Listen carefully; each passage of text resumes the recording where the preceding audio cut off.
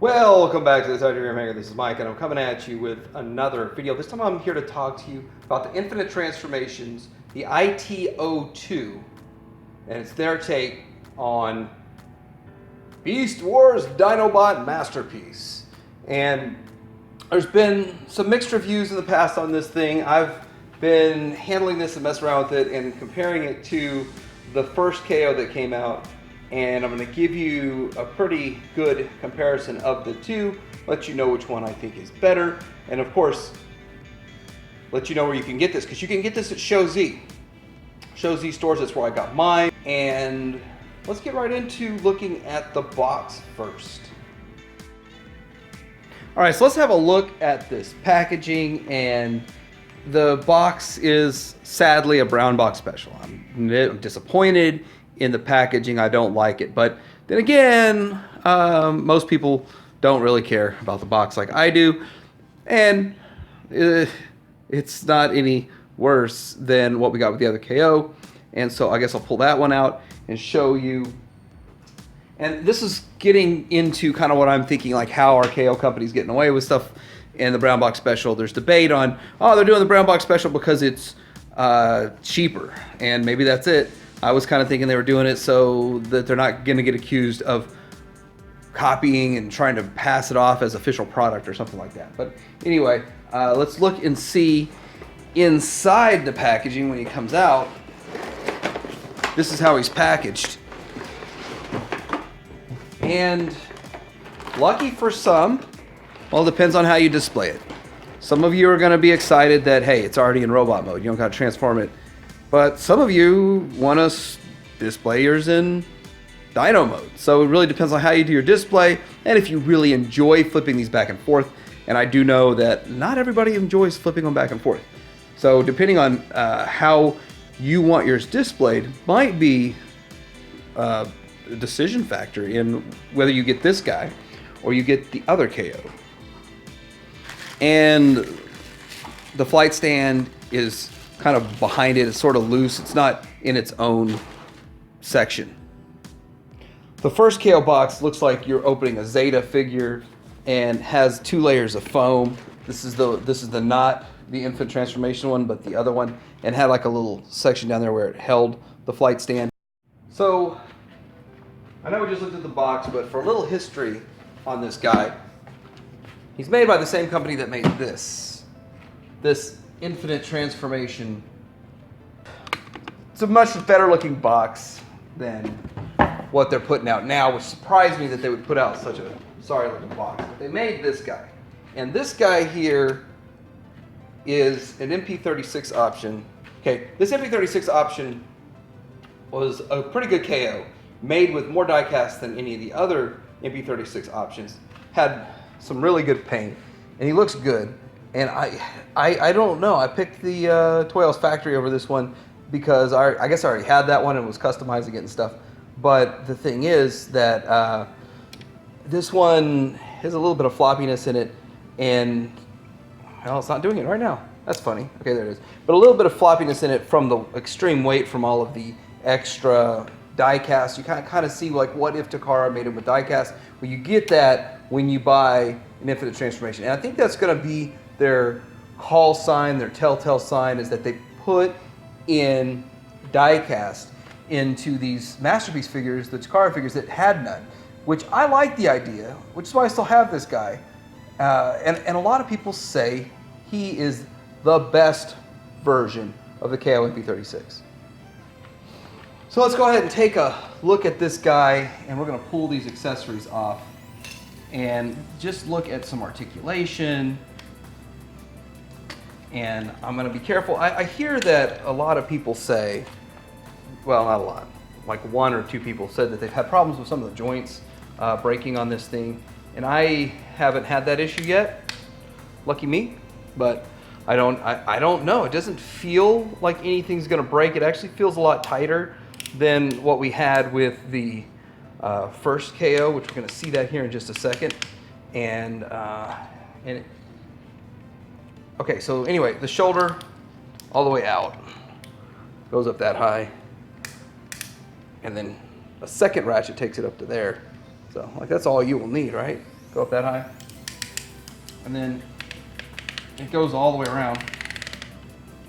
But you don't want, you got to move this piece so you don't lose the sculpt on it. And then I don't see, no, maybe I'm wrong. There it is. There's the waist swivel. It's nice and tight. The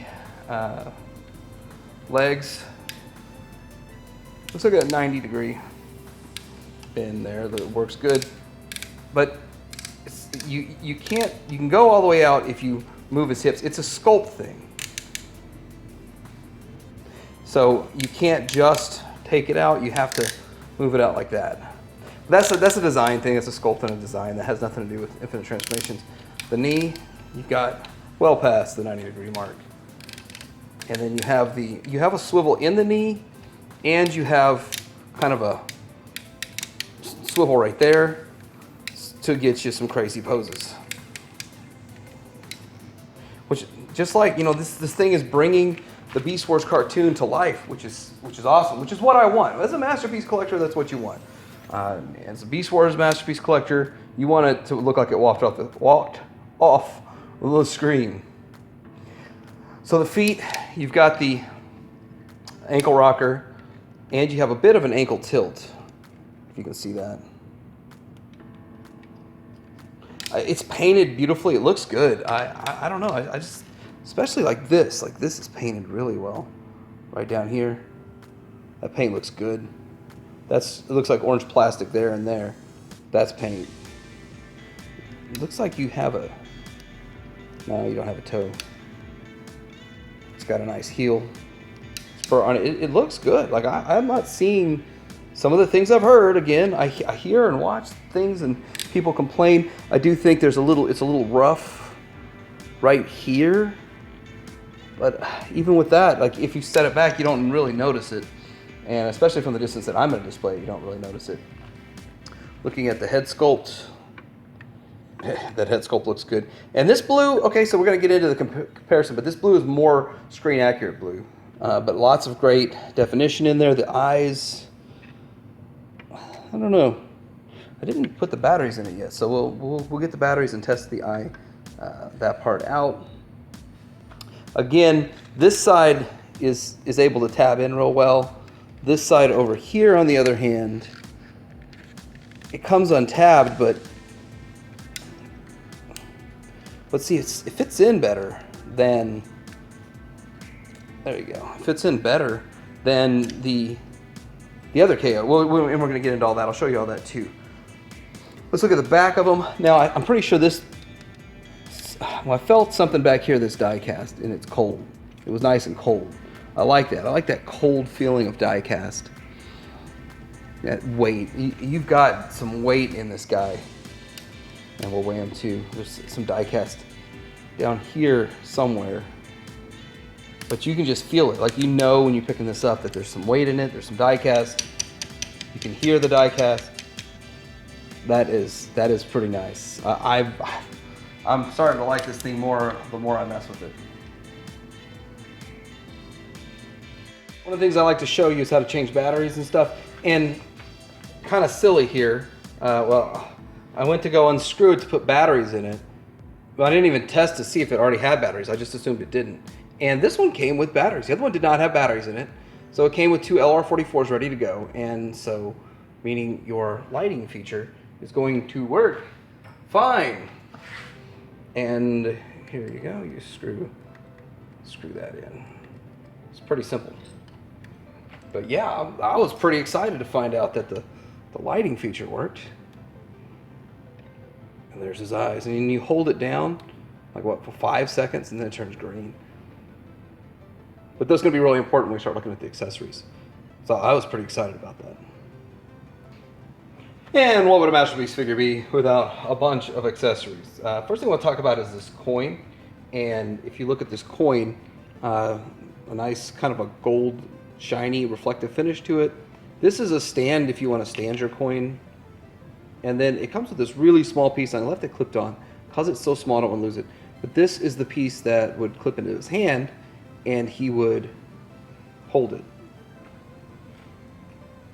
You can clip it in a couple of different places too, but there's a hole in his hand right there. It's a hole in my heart. There's a notice in my hand. And there it is. So he can hold it, and he was holding it earlier. Very easy. There it is.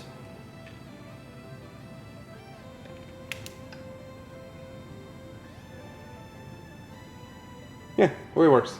And then, but it's got another point on the other side, which I'm not exactly sure why. I really don't know the function of that or why you'd need it to be on the other side like that. But anyway, I display it the way I displayed it, and that's kind of how I go with that thing.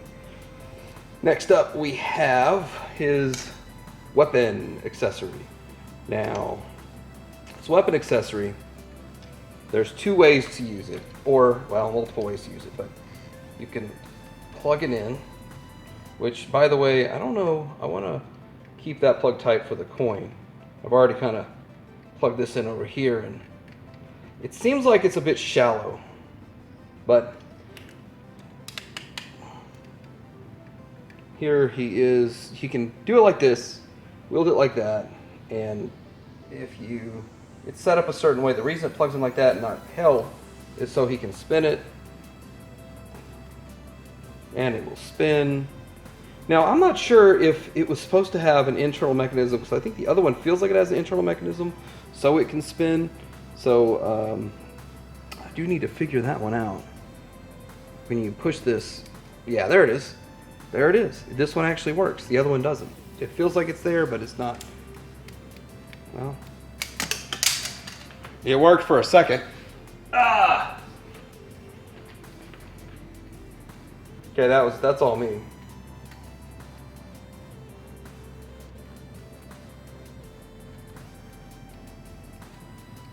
Yeah, I had it working. Then I dropped it. I guess, like I'm gonna have to do is just take it apart and figure out why it's not working now. It was working for the spinning. It'll still spin freely. This was an issue on the other one too. Like I can feel it wanting to pull it around, but it's not pulling it around.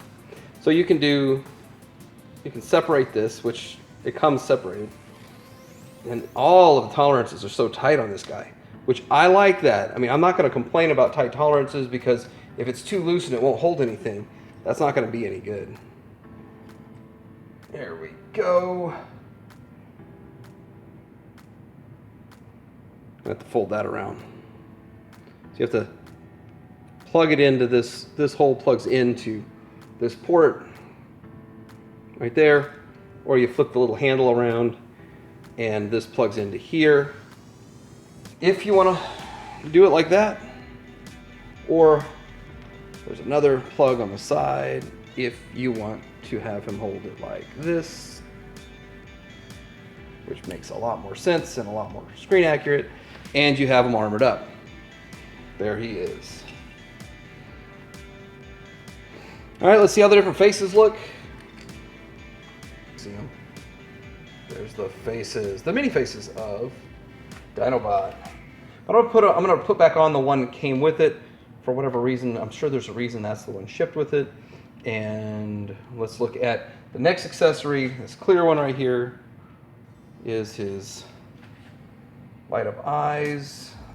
There it is. I hope it's not getting too washed out with my lighting setup.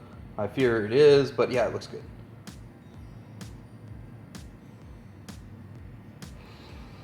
Let's see if we can show all this. So this face here has solid eyes. This face here has red eyes, and if you can see it, or maybe you can see it from behind, it's like slightly right at the top there. Well, slightly transparent. So there's like a slight gap in it, and then here there's a bigger gap in the eye. It's red and it has a gap in there. So you can have a painted effect and see some light through it. Next up, let's look at this flight stand here.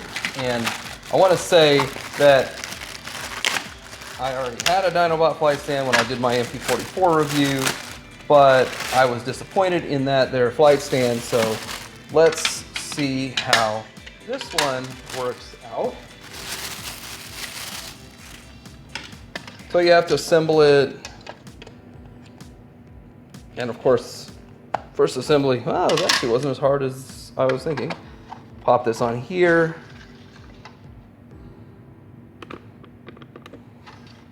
Connect it to the desired height, which we're not going to go too high, like right there. And then this goes like that. And then Dinobot, take this clear piece. There's 3 prongs on it. He has a hole here, here, and here, which appear 2 of them are screw holes, which is like ingenious to do that. And then you just place that hole on to here, and you have a flight stand.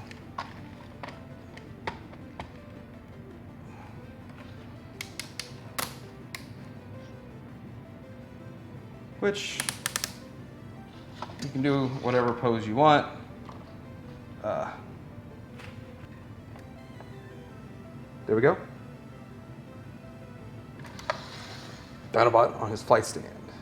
All right, so let's have a look at the first knockoff, and you are a knockoff. You have no honor. You're a knockoff too. Now for the fun part. Now we're going to compare these KOs side by side.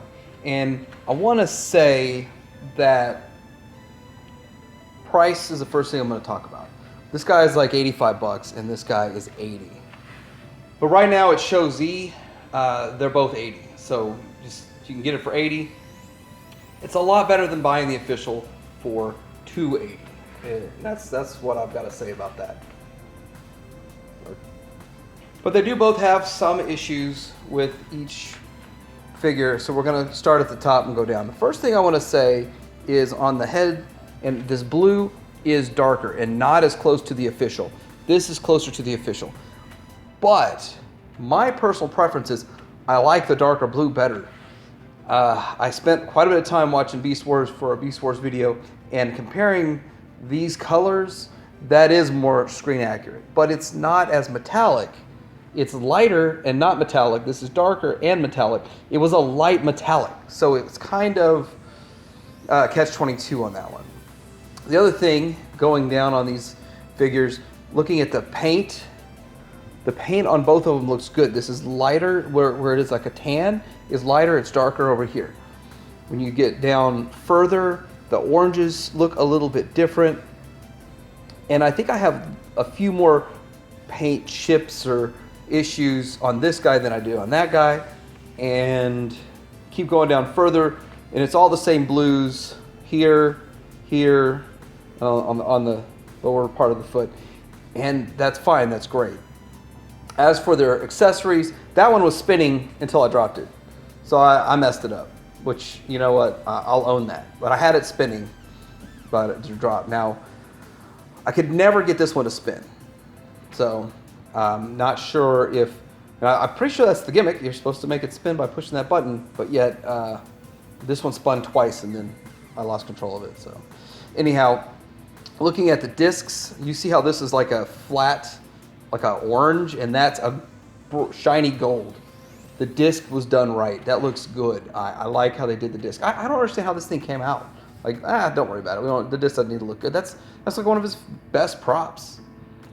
And then let's look at the backs on these guys. I have more trouble keeping the chest tabbed in on this one than on that one, but it actually, as time goes by, it gets a little bit better. It was a lot worse in the beginning, and that's a tolerance issue.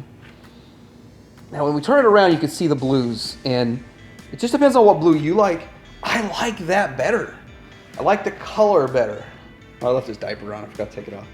But this is the way Takara shipped, like almost exactly the exact way it's shipped. This guy does not come with batteries. This guy does come with batteries.